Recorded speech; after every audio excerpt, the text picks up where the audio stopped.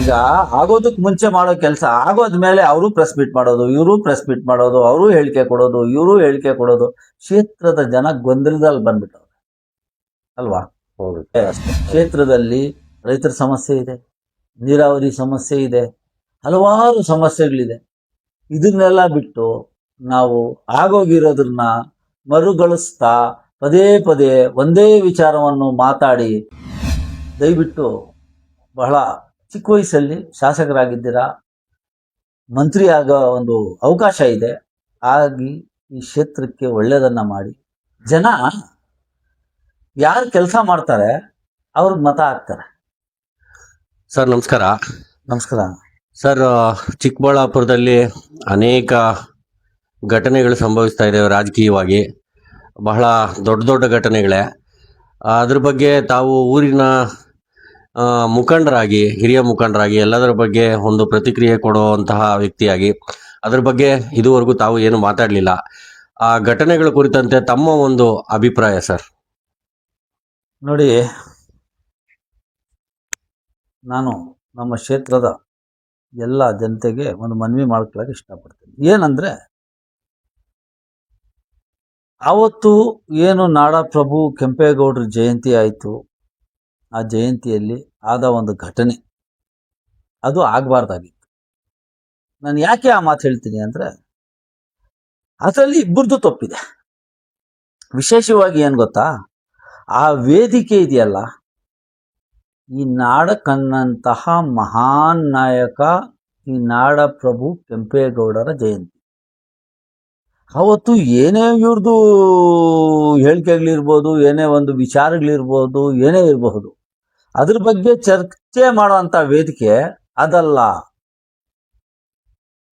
ಆ ವೇದಿಕೆಯಲ್ಲಿ ಮಾಡಬಾರ್ದಾಗಿತ್ತು. ಯಾಕೆ ಅಂದರೆ, ಕೆಂಪೇಗೌಡರು ಬೆಂಗಳೂರು ಸಂಸ್ಥಾಪಕರು, ಈ ನಾಡು ಕಂಡಂತಹ ಮಹಾನ್ ನಾಯಕರು, ಅವ್ರಿಗೆ ಅಪಾರವಾದ ಗೌರವ ಇದೆ. ಎಲ್ಲ ಜಾತಿ ಎಲ್ಲ ಜನಾಂಗದಲ್ಲೂ ಇದೆ. ಕೆಂಪೇಗೌಡರು ಒಬ್ಬರಿಗೆ ಪ್ರಭು ಅಲ್ಲ, ನಾಡಪ್ರಭು ಕೆಂಪೇಗೌಡರು ಅಲ್ವಾ?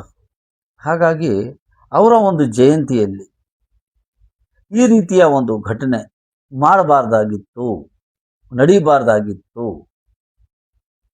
ಏನಾದ್ರೂ ವಿಚಾರ ಇದ್ರೆ ಆಚೆಗಡೆ ಬಂದು ಮಾತಾಡ್ಬೋದಾಯ್ತು, ಎಲ್ಲ ಅಂದ್ರೆ ಪ್ರೆಸ್ ಮೀಟ್ ಮಾಡಿ ಇವರು ಕೊಡ್ಬೋದಾಯ್ತು, ಅವರು ಕೊಡ್ತಾ ಇದ್ದಾರೆ.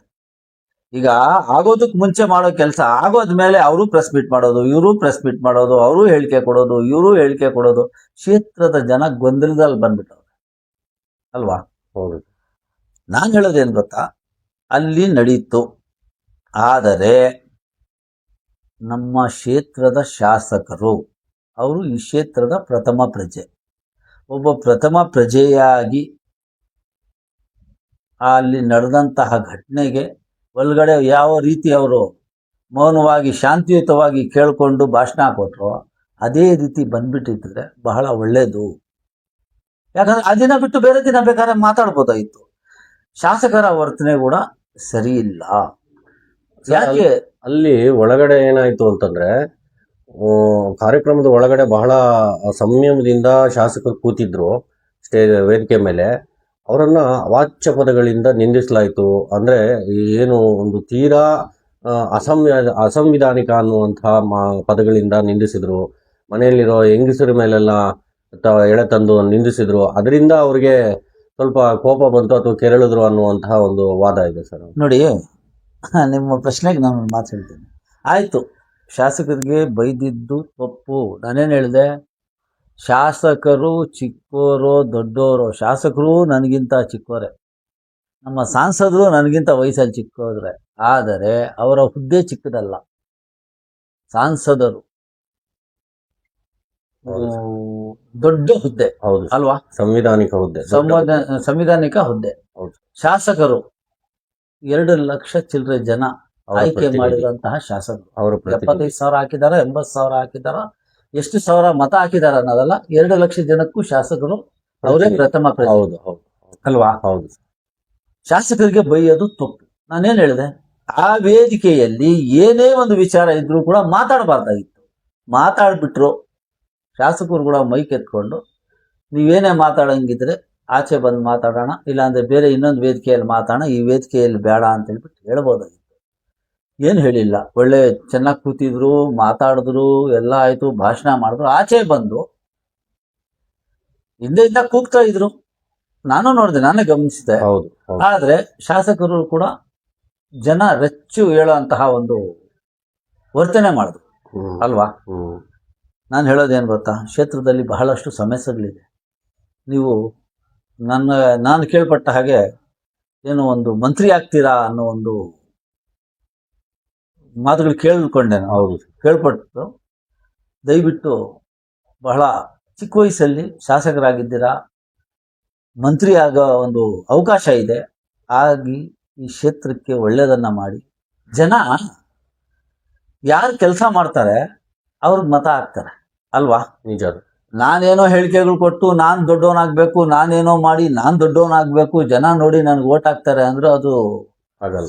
ಆಗಲ್ಲ. ಯಾಕಂದ್ರೆ ಜನ ಬಹಳ ಬುದ್ಧಿವಂತರಿದ್ದಾರೆ. ಹೌದು ಹೌದು ಜನ ಬಯಸೋದೇನು ಗೊತ್ತಾ, ಅಭಿವೃದ್ಧಿ ಬಯಸ್ತಾರೆ ಅಷ್ಟೇ. ಕ್ಷೇತ್ರದಲ್ಲಿ ರೈತರ ಸಮಸ್ಯೆ ಇದೆ, ನೀರಾವರಿ ಸಮಸ್ಯೆ ಇದೆ, ಹಲವಾರು ಸಮಸ್ಯೆಗಳಿದೆ.